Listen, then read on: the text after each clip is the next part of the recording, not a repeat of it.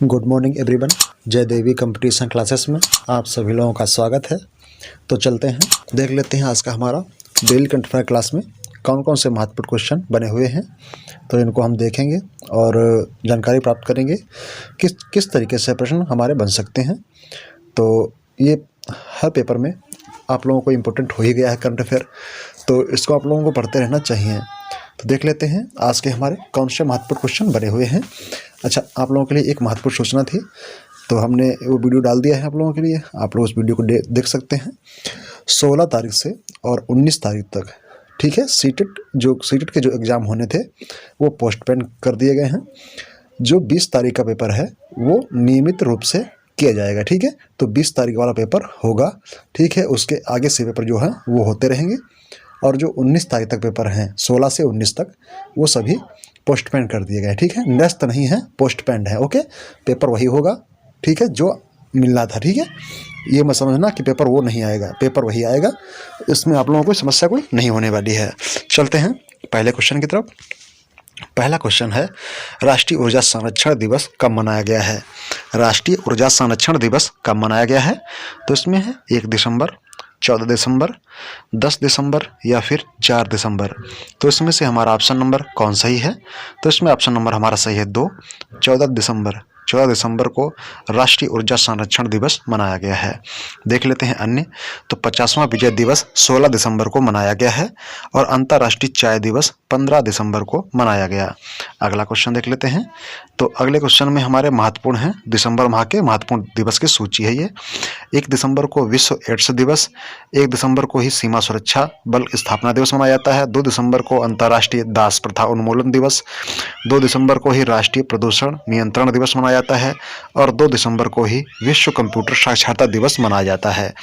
3 दिसंबर को भारत के प्रथम राष्ट्रपति डॉक्टर राजेंद्र प्रसाद जी का जन्म दिवस, और 3 दिसंबर को ही विश्व विकलांग दिवस मनाया जाता है, और 3 दिसंबर को ही भोपाल गैस त्रासदी, ठीक है, इसको भी मनाया जाता है। 4 दिसंबर को भारत का नौसेना दिवस, 5 दिसंबर को अंतर्राष्ट्रीय स्वयंसेवक दिवस और अंतर्राष्ट्रीय मृदा दिवस मनाया जाता है। 6 दिसंबर को डॉक्टर भीमराव अम्बेडकर की जयंती पुण्यतिथि और नागरिक सुरक्षा दिवस मनाया जाता है, और होमगार्ड का स्थापना दिवस भी 6 दिसंबर को मनाया जाता है। 7 दिसंबर को सशस्त्र बलों का झंडा दिवस और अंतर्राष्ट्रीय नागरिक उन्नयन दिवस मनाया जाता है। 9 दिसंबर को अंतर्राष्ट्रीय भ्रष्टाचार विरोधी दिवस, 10 दिसंबर को अंतर्राष्ट्रीय मानवाधिकार दिवस मनाया जाता है। 11 दिसंबर को विश्व बाल कोष दिवस और विश्व अस्थमा दिवस मनाया जाता है। 14 दिसंबर को भारत का राष्ट्रीय ऊर्जा संरक्षण दिवस, और 15 दिसंबर को सरदार वल्लभ भाई पटेल की पुण्यतिथि मनाई जाती है। 16 दिसंबर को राष्ट्रीय विजय दिवस मनाया गया। ओके, चलते हैं अगले क्वेश्चन की तरफ। देख लेते हैं अगला क्वेश्चन। टाइम पत्रिका का 2021 का पर्सन ऑफ द ईयर किसे नामित किया गया है? टाइम पत्रिका का 2021 का पर्सन ऑफ द ईयर किसे नामित किया गया है? तो ये हैं डेविड वार्नर, एलन मस्क या फिर मुकेश अंबानी, या फिर इनमें से कोई नहीं। तो इसमें से हमारा ऑप्शन नंबर सही है 2, एलन मस्क। एलन मस्क को टाइम पत्रिका का 2021 का पर्सन ऑफ द ईयर नामित किया गया है। तो ये हैं एलन मस्क, इन्हें ही पर्सन ऑफ द ईयर नामित किया गया है टाइम पत्रिका का। अगला क्वेश्चन है हाल ही में जारी रिपोर्ट के अनुसार कुल पंजीकृत इलेक्ट्रिक वाहनों में कौन सा राज्य शीर्ष पर है? तो इसमें उत्तर प्रदेश है, दिल्ली है, कर्नाटक है या फिर हरियाणा है। तो इसमें से हमारा ऑप्शन नंबर सही है, ऑप्शन नंबर 1, उत्तर प्रदेश। उत्तर प्रदेश कुल इलेक्ट्रिक वाहनों में पंजीकृत वाहनों में शीर्ष पर हो गया है। दिल्ली दूसरे स्थान पर है और कर्नाटक तीसरे स्थान पर हो जाता है। तो देख लेते हैं उत्तर प्रदेश। उत्तर प्रदेश की राजधानी लखनऊ है, राज्यपाल है आनंदीबेन पटेल, मुख्यमंत्री योगी आदित्यनाथ, लोकसभा में 80, राज्यसभा में 31 और विधानसभा में 404 सीटें यहाँ पर हो जाती हैं। विधान परिषद में यहाँ पर 100 सीटें हैं, और यहाँ का एक महत्वपूर्ण राष्ट्रीय उद्यान है दुधवा राष्ट्रीय उद्यान। देख लेते हैं उत्तर प्रदेश के बारे में। तो उत्तर प्रदेश के बारे में हमने ये महत्वपूर्ण तथ्य रखे हुए हैं आप लोगों के समक्ष हैं, तो आप लोग इसे देखना ना भूलें। हम इसको PDF में मेंशन कर देंगे, ठीक है। तो PDF में ये मेंशन होगा आप लोगों के लिए, तो इसको हम जानकारी इसमें नहीं देंगे, ठीक है।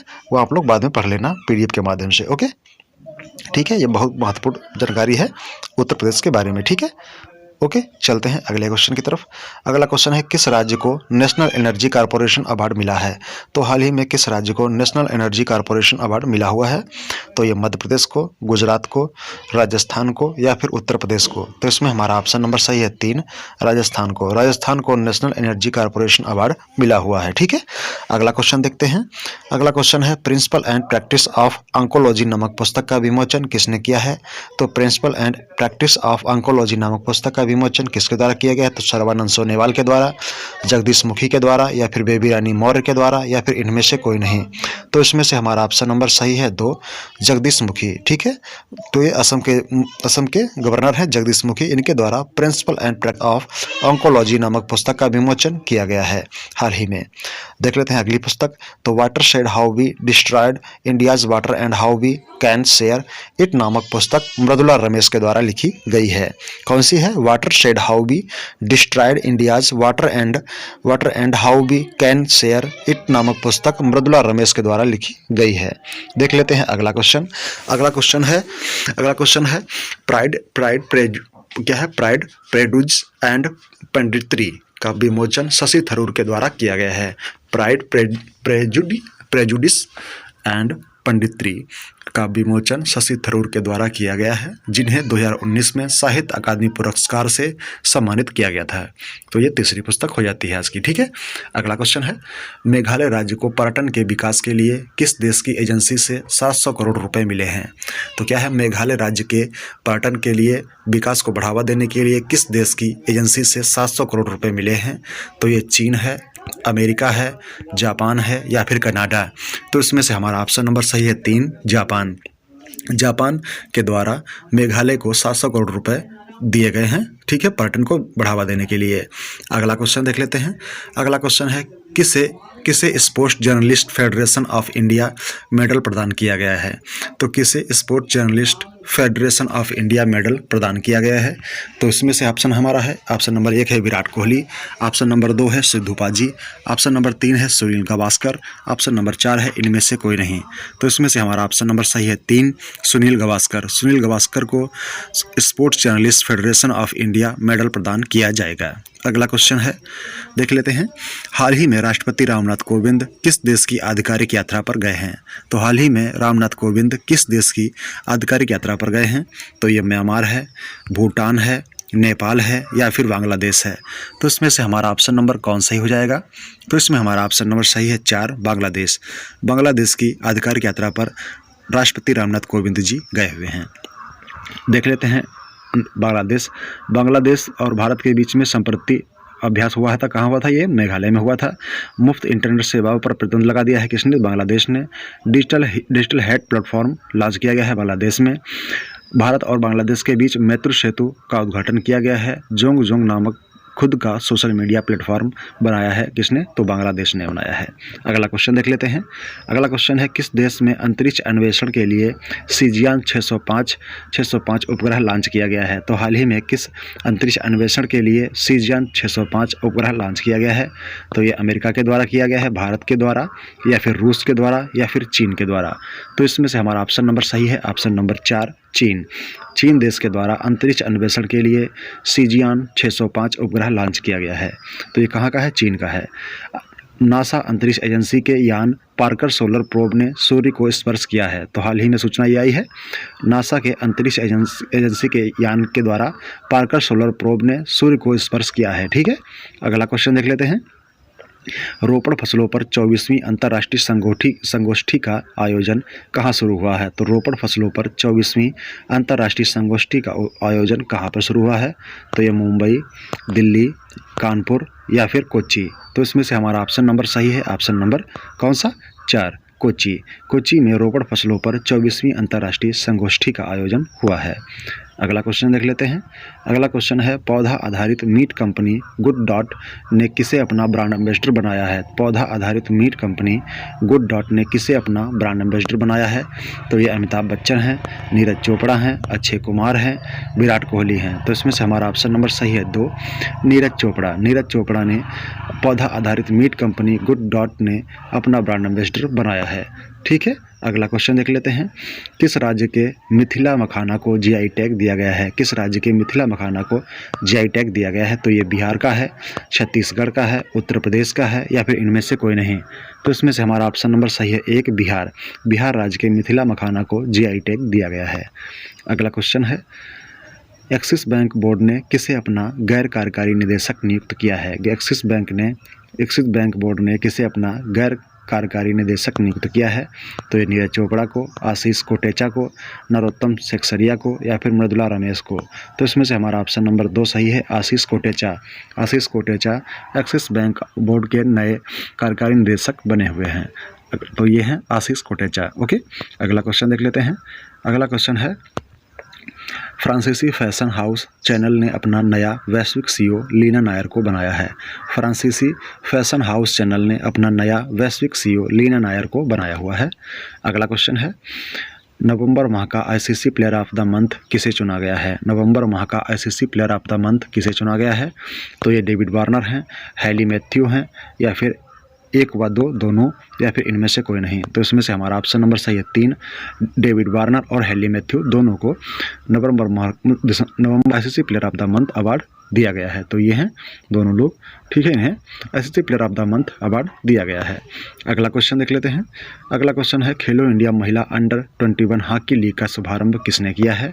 तो ये नरेंद्र मोदी ने, राजनाथ सिंह ने, अनुराग ठाकुर ने, या फिर योगी आदित्यनाथ ने। तो इसमें से हमारा ऑप्शन नंबर सही है, ऑप्शन नंबर 3, अनुराग ठाकुर। अनुराग ठाकुर के द्वारा खेलो इंडिया अंडर 21 हॉकी लीग का शुभारंभ किया गया है। तो देख लेते हैं अन्य। तो किस राज्य सरकार ने 11 नए साइबर अपराध और आर्थिक अपराध पुलिस स्टेशन खोलने की घोषणा की है? तो किस राज्य सरकार ने 11 नए साइबर अपराध और आर्थिक अपराध पुलिस स्टेशन खोलने की घोषणा की है? तो ये असम ने, मेघालय ने, छत्तीसगढ़ ने, या फिर उड़ीसा ने। तो इसमें हमारा ऑप्शन नंबर सही है 4, उड़ीसा। उड़ीसा राज्य सरकार के द्वारा 11 नए साइबर अपराध और आर्थिक अपराध पुलिस स्टेशन खोलने की घोषणा की हुई है। तो देख लेते हैं उड़ीसा। उड़ीसा में आपदा प्रबंधन को अनिवार्य विषय बनाया गया है। स्वच्छ बिंदु सागर पहल उड़ीसा में चल रही है। गरिमा नामक नई योजना ये भी उड़ीसा में चल रही है। Sunabeda, कोठागढ़, नवलल, वाइसपल्ली, Debrigarh, गहिटमल, wild life sanctuary और चिल्का लेक ये सभी उड़ीसा में हैं।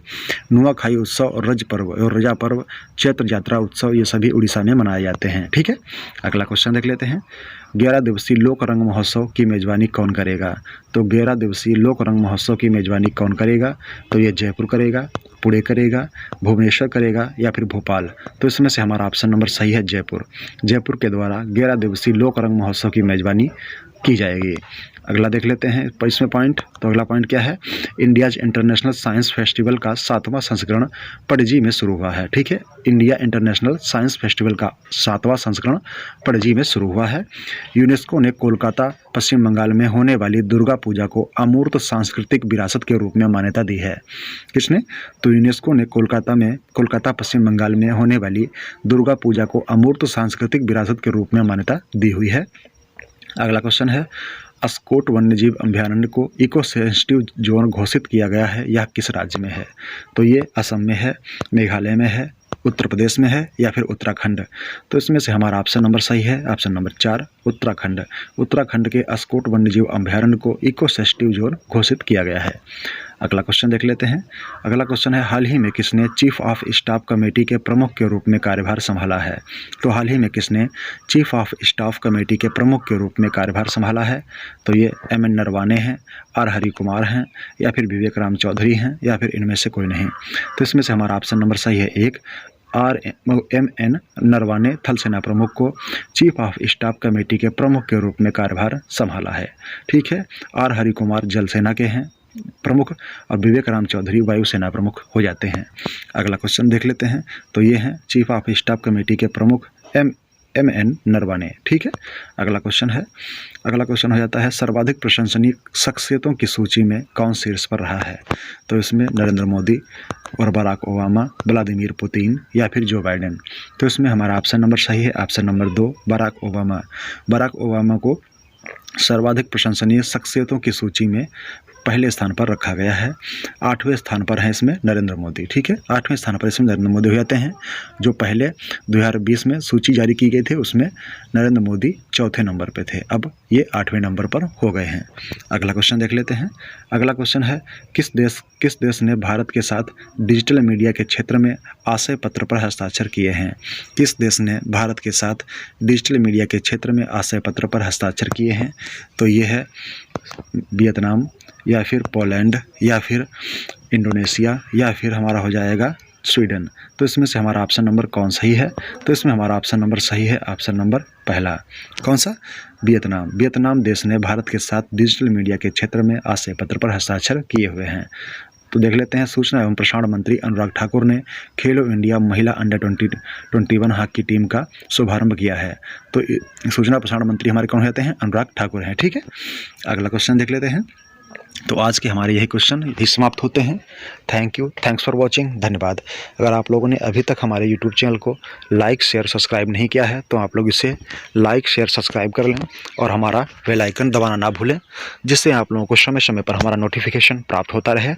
अगर आप लोगों को इसकी PDF फाइल चाहिए है तो आप लोग हमारे डिस्क्रिप्शन बॉक्स में जाकर हमारे टेलीग्राम चैनल से जुड़ें और वहाँ से PDF इसका प्राप्त कर सकते हैं।